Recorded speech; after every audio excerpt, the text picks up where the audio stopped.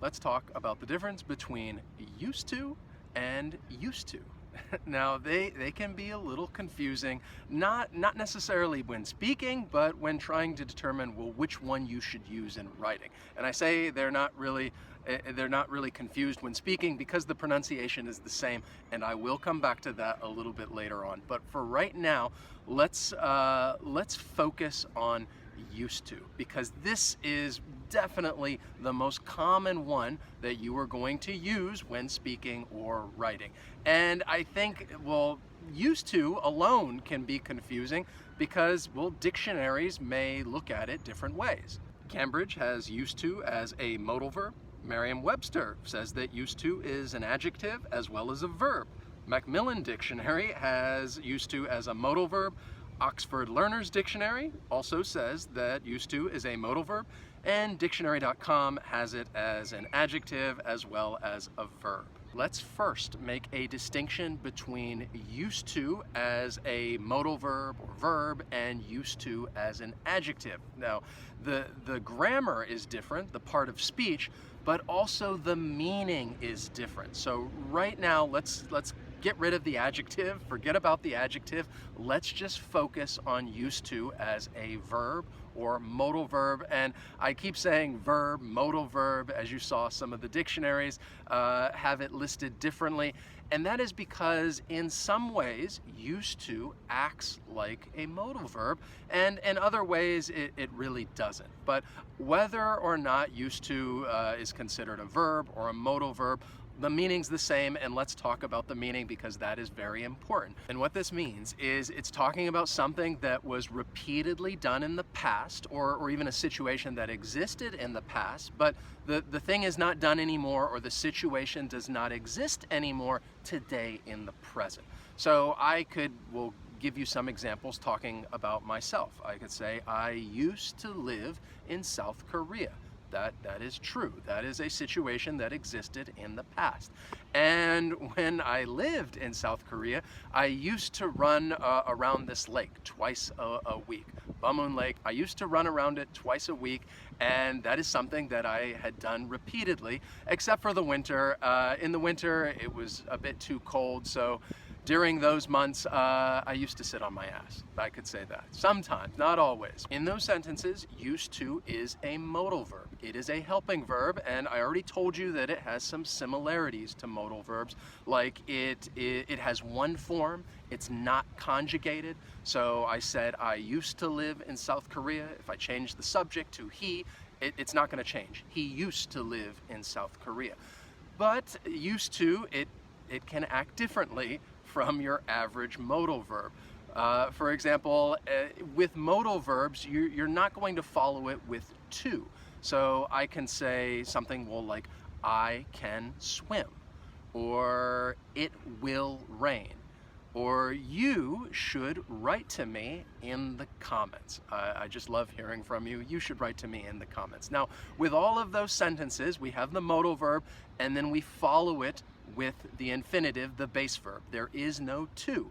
An exception is used to. I used to run around the lake, and, well, even if I wanted to change the subject and talk about myself in the third person to show that the form is not going to change, I could say, in winter, Wes used to sit around on his ass, but sometimes, all right? So to is going to come before the base verb, and that's why I think if you're trying to think about it, I think it's best to consider used to as just one phrase. Try to think about it together as one phrase, used to. Questions and negative statements also make used to different from other modal verbs, because if we're talking about questions, typically we can just use the modal verb to create a question.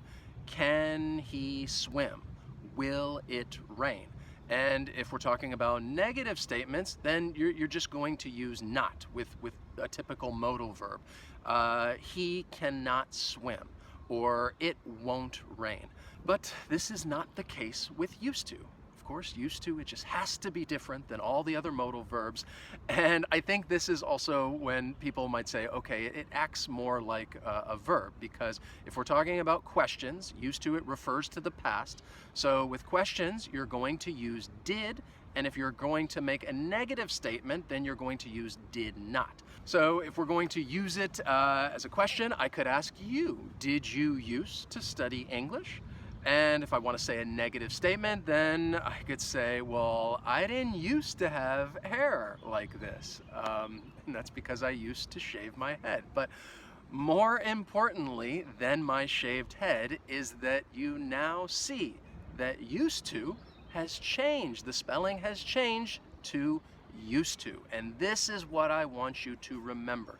If we're talking about questions and negative statements, you are going to use used to, and you're going to spell it U-S-E. I told you that the only distinction is in writing because, well, the pronunciation's the same. Whether you're saying used to or used to, it's the same pronunciation. The D and the T, they blend together to create one sound. So yeah, the pronunciation, it's really the same. Nobody's gonna know if you end up making a mistake, because you're still just going to say used to or used to. And now that you have a perfect understanding of used to being used as a modal verb / verb, let's now talk about used to being used as an adjective.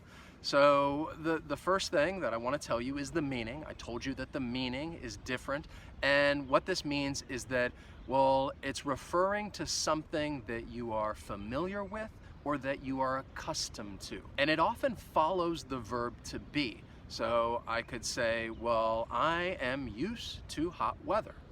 All right, it's just something that I'm used to. I'm not used to cold weather. It's just something I'm not that familiar with. And in this case, because used to is an adjective, it's not going to change whether we're talking about questions or negative statements.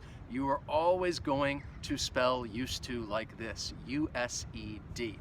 Another thing that I want to tell you about used to as an adjective, just giving you another example, I do not think any of us were used to staying inside for so long during the pandemic. And I think that's true. I think we can all relate to that sentence.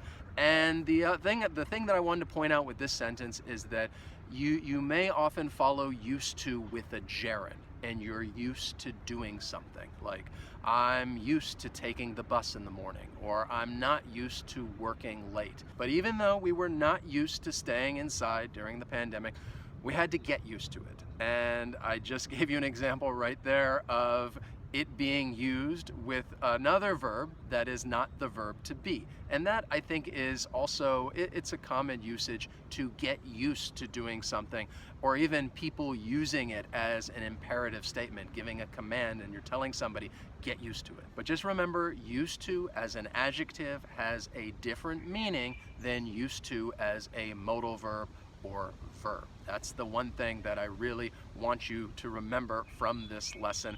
And yes, it's confusing, but I think over time, the more you listen, the more you practice, you're just going to get used to it.